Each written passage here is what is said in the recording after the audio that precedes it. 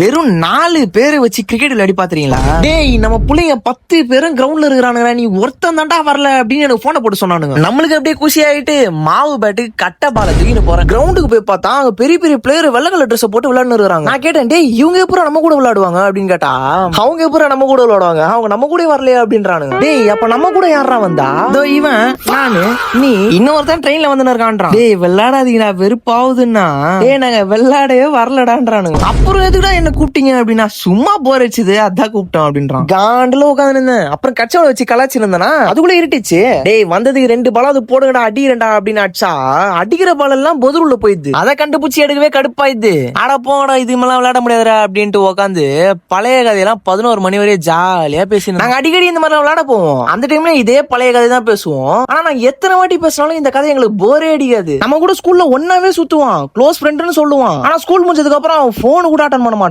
அதே மாதிரி இவனுங்க என் கூட ஸ்கூல்ல ஒன்னால அதிகமா சுத்த மாட்டானுங்க. ஆனா இவனுக்கு தான் இப்போ வரையும் என் கூட இருக்கிறானுங்க. நான் க்ளோஸ் ஃப்ரெண்ட்ஸ் யாரு சொன்னா அவனுக்கு என் கால் கூட அட்டன் பண்றது கிடையாது. அந்த ஃப்ரெண்ட்ஸ் இந்த கமெண்ட் டேக் பண்ணுங்களேன், இந்த ரீல பார்த்தாவது அவனுக்கு மெசேஜ் பண்றானுங்களா பாக்கலாம்.